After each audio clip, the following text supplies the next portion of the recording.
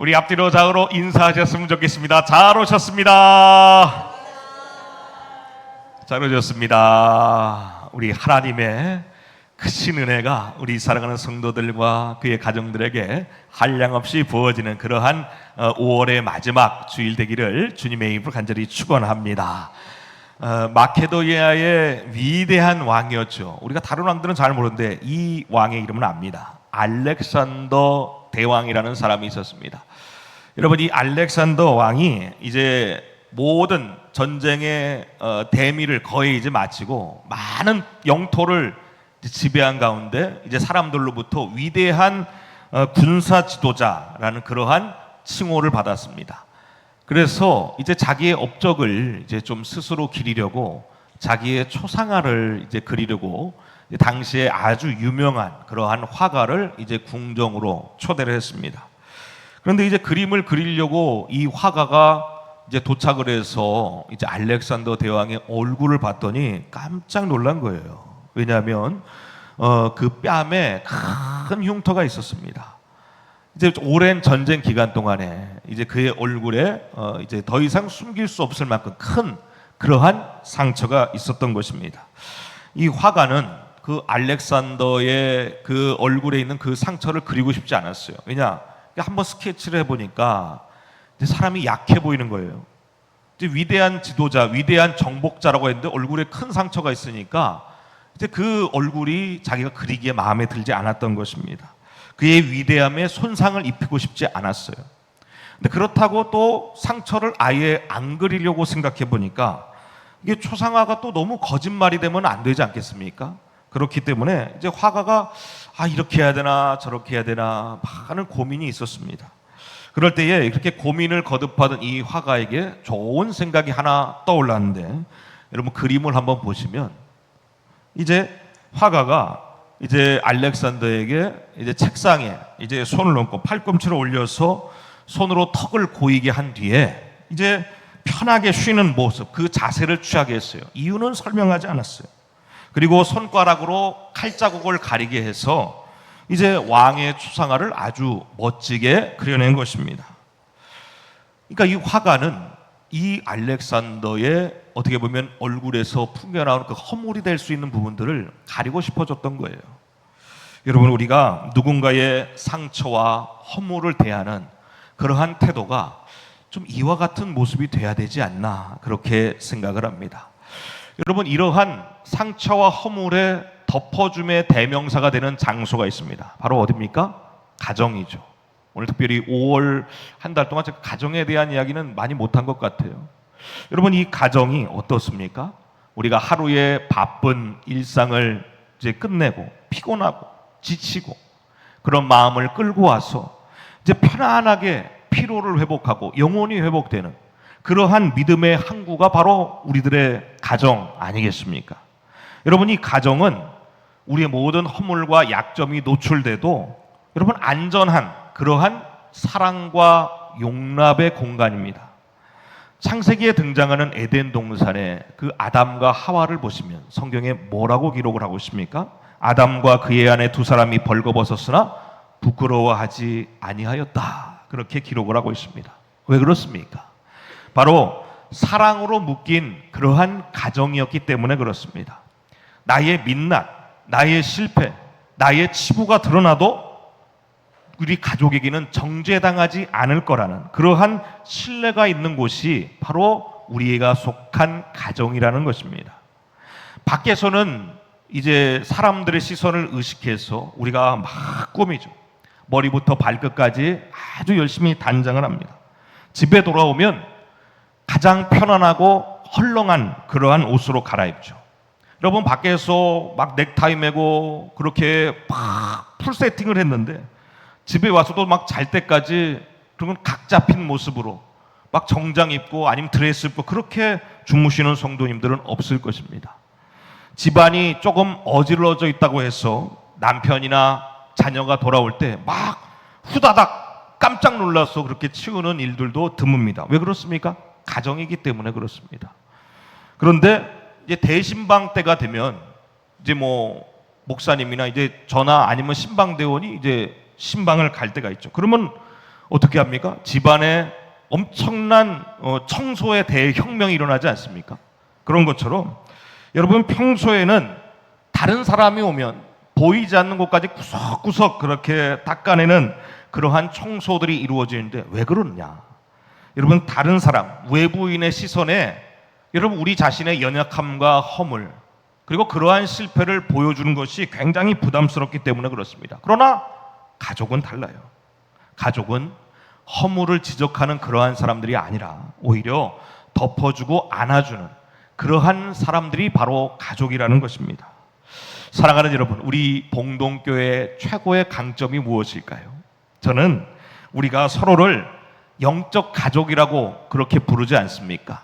그렇기 때문에 여러분 우리 교회가 우리 안에 허물과 연약함, 때로는 그러한 실패가 드러났을 때 서로 정죄하면서 손가락질하는 것이 아니라 오히려 다가가서 눈물로 권면하고 위로하고 그리고 덮어주고 그러한 회복을 돕는 그러한 아름다운 공간이 되기를 주님의 이름으로 간절히 축원합니다.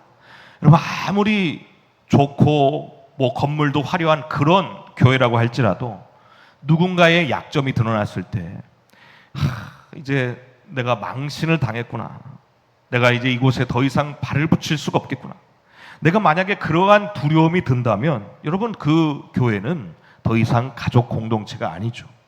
정말 위대한 교회 그리고 우리 하나님께서 기뻐하시는 교회는 누군가의 실패와 아픔을 보았을 때 정말 오히려 마음 가운데 이렇게 생각해야 돼요. 얼마나 아팠을까?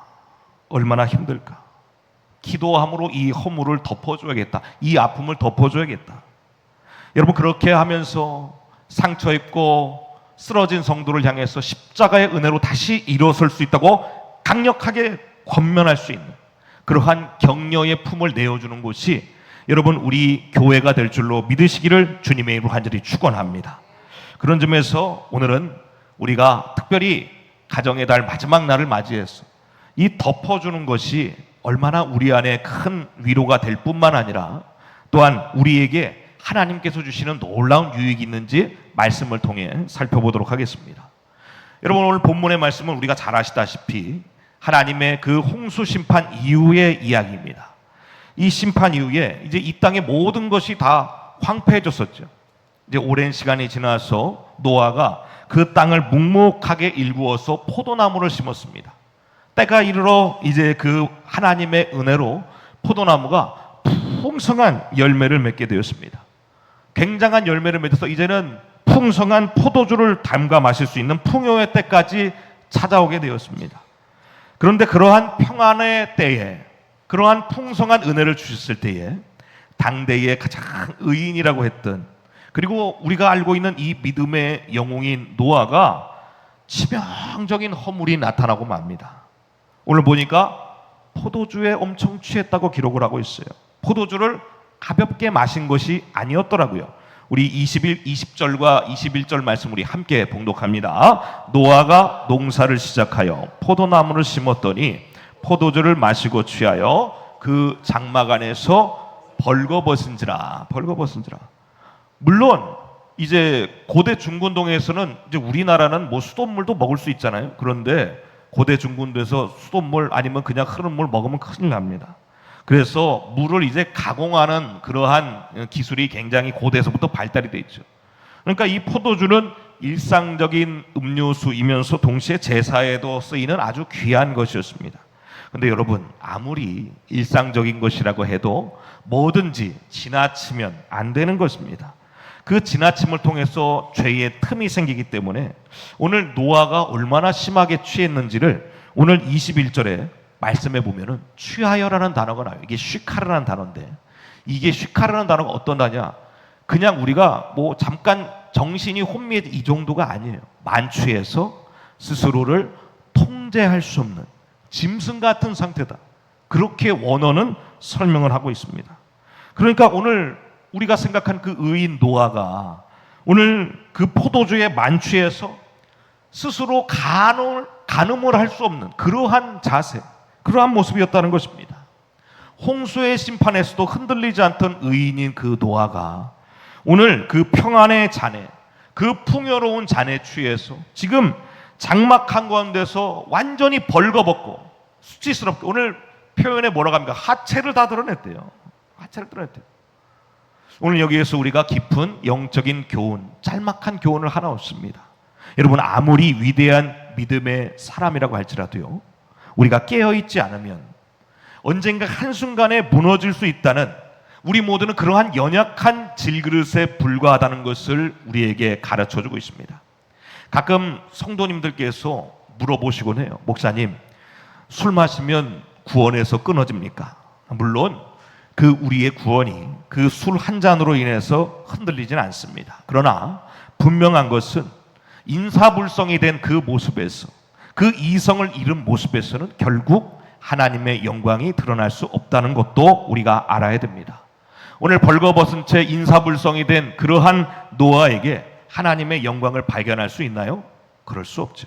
이것은 노아의 명백한 실패요, 부끄러운 추태입니다.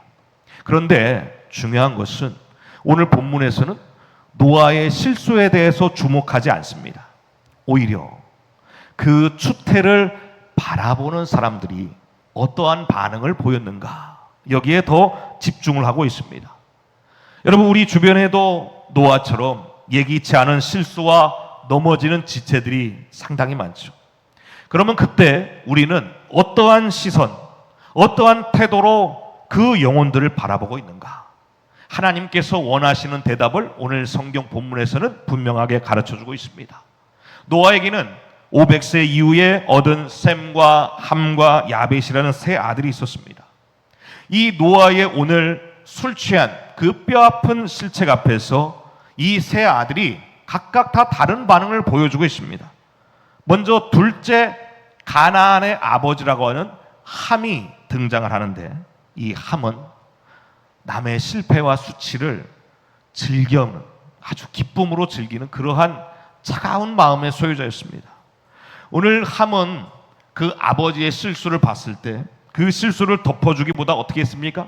다른 사람에게 그 아버지의 실수를 폭로하는 그러한 역할을 맡았습니다. 22절의 말씀 우리 함께 봉독합니다. 가나안의 아버지 함이 그의 아버지의 하체를 보고 밖으로 나가서 그의 두 형제에게 알림해. 아멘. 오늘 이 짧은 구절에서 여러분, 우리가 함의 악한 내면을 보여주는 두 가지 단어가 나옵니다. 첫 번째는 뭐냐면 보다라는 단어예요. 이 보다라는 단어가 그냥 우리가 눈으로 그냥 뭘 봤다, 우리 시신경에 전달했다, 이런 게 아니라 흥미를 가지고 뚜라지게 쳐다봅니다. 호 하면서 쳐다보는 거예요. 그렇게 쳐다보면서 어떻게 했냐? 알림에, 나가드란 단어인데, 이게 나가드가 그냥 공지상 이런 게 아니에요. 나가서 막 신나서 떠들어대는 것입니다. 그러니까 지금 이 와야르, 나가드라는 단어가 흥미를 가지고 누군가의 실패를 막 재미있게 보고 그것을 다른 사람에 가서 막 떠들어대는 거, 가십거리 삼아서 즐겁게 떠벌렸다는 것을 보여주고 있습니다. 오늘 둘째 함은 술에 취해서 벌거벗은 아버지의 어떻게 보면 영적으로 처참한 모습을 보고 가슴 아파하지 않았어요. 우리 아버지 힘드셨구나, 이러한 마음이 아니라 오히려 자기도 처음 보는 거예요. 야, 우리 아버지 의인인데, 야, 저런 모습이 있었네, 그러면서 아버지의 연약함을 보고 뭔가 큰 발견을 한 것처럼 그렇게 의미심장한 웃음을 띠고 눈요기로 여기고 나가서는 형제들에게 신나게 떠들어댔습니다. 여러분, 인간의 가장 타락한 본성 중에 하나가 뭐냐면 다른 사람의 불행을 즐거워하는 모습이 있습니다. 제가 이전에도 한번 소개해드린 적이 있어요.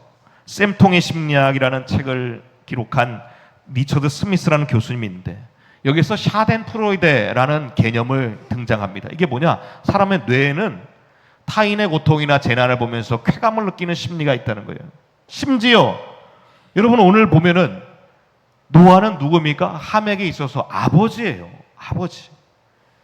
그런데도 불구하고 그 아버지의 넘어짐을 보고 자기가 지금 기쁨과 그리고 도덕적인 우월감을 느끼는 거예요. 아, 아버지도 저러네, 나도 저러지 않는데, 그러면서 기쁨을 느끼는 것입니다. 여러분, 고속도로에서 보면 교통사고가 나잖아요. 그러면 여러분, 길이 막히는 이유가 그 도로교통 경찰분들이 하시는 말씀이 뭐냐면 차선이 좁아져서가 아니래요. 차선이 좁아져서, 물론 그것도 이유가 있지만 더 이유가 뭐냐, 사람들이 그 사고 현장을 이렇게 보고 지나가느라 속도를 확 줄이는 거예요.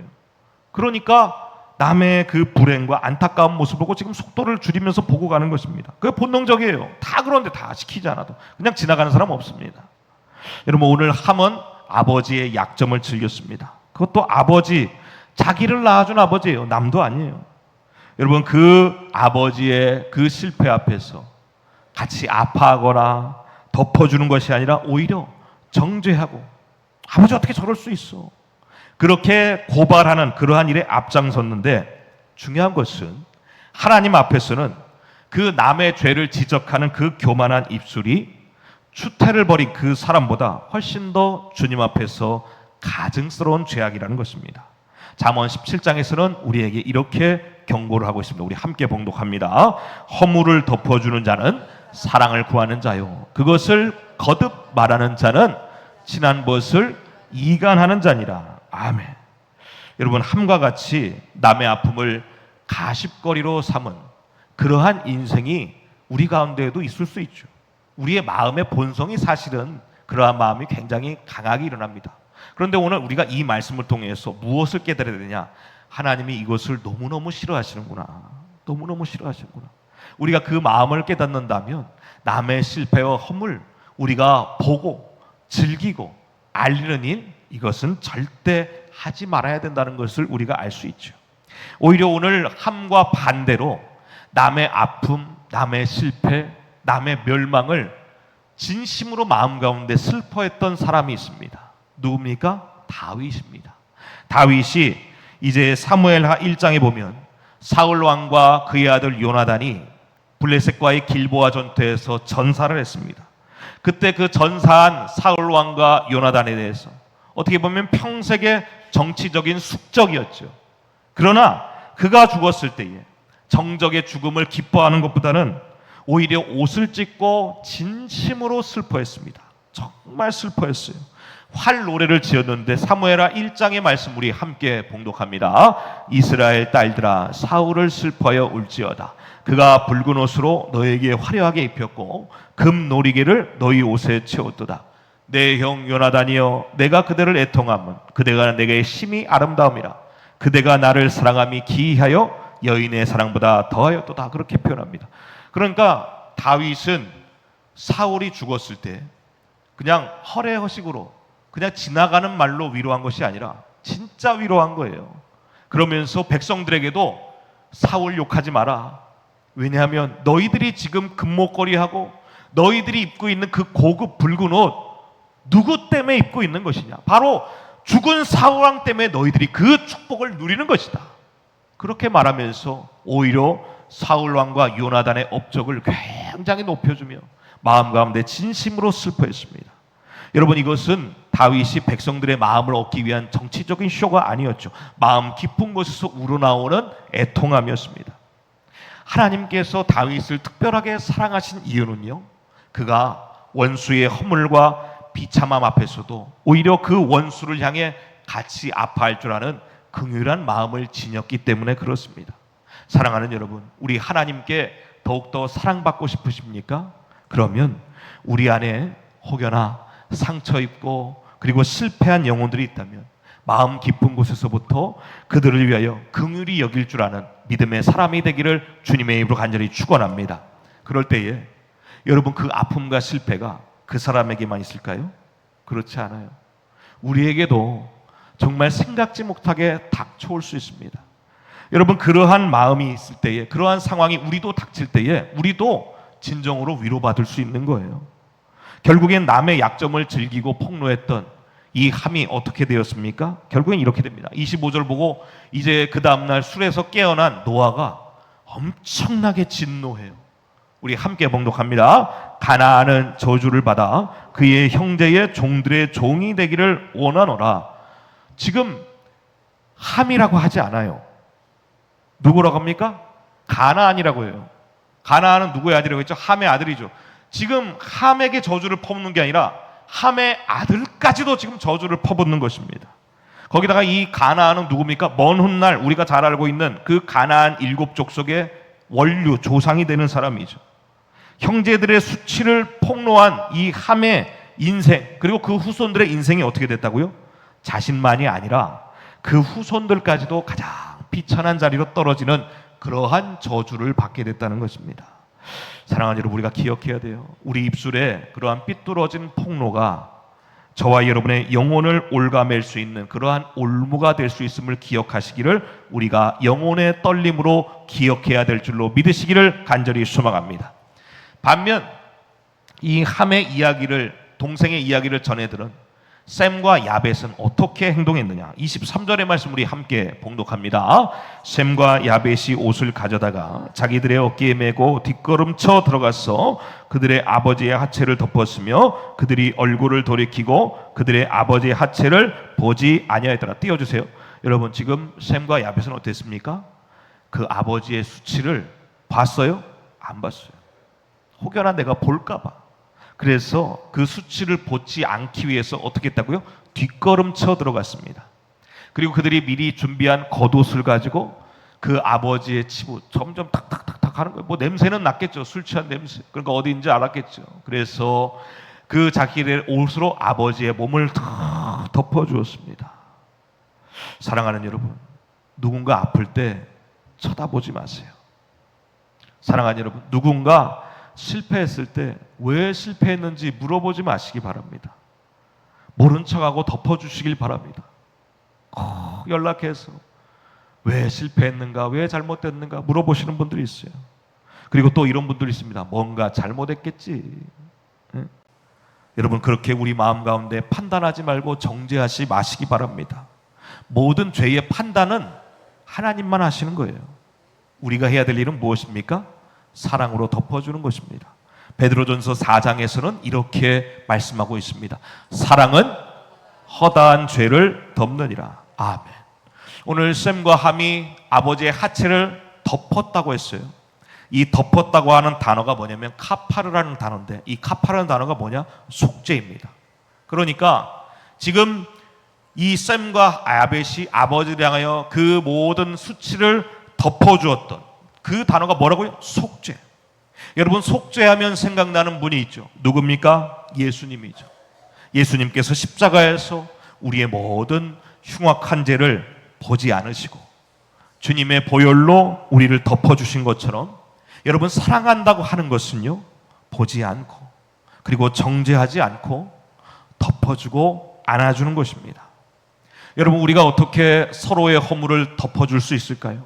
내 인격이 훌륭해서 덮어줄 수 있겠습니까? 그렇지 않습니다.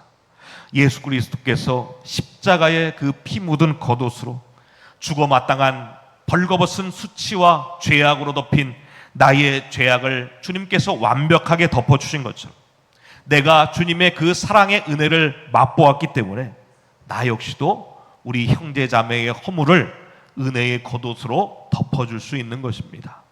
셈과 야벳은 아버지의 실수가 있을 때 아버지의 권위를 멸시하지 않았습니다. 그 추태마저도 섬김으로 덮어주었습니다. 권위를 존중하고 허물을 덮어주는 자를 우리 하나님께서는 반드시 높이시고 축복하신다는 사실을 믿으시기를 주님의 이름으로 간절히 축원합니다. 여러분, 오늘의 말씀을 정리해요. 여러분, 우리가 주님께서 기뻐하시고 축복하시는 사람은요, 날카로운 잣대를 들이미는 그러한 고발자가 아니라 오히려 눈물로 기도하며 그 사람을 위해 애통하며 은혜의 옷을 덮어주는 그러한 천사와 같은 사람입니다. 상처를 비집고 헤집는 그러한 사람이 아니라 그 상처마저도 사랑으로 싸매고 섬기는 그러한 사람에게 우리 하나님의 무한한 축복이 반드시 임하게 될 줄로 믿습니다. 오늘 등장하는 함처럼 다른 사람의 아픔을 가십거리로 삼는 그러한 비극적인 인생이 되지 마십시오. 그런 것처럼 비천한 인생이 없습니다. 오히려 셈과 야벳처럼, 그리고 십자가에서 우리의 모든 수치를 덮어주신 예수님처럼 사랑으로 서로의 허물을 보듬고 그리고 서로 위로하고 덮어주는 그러한 인생이 되기를 주님의 이름으로 간절히 축원합니다.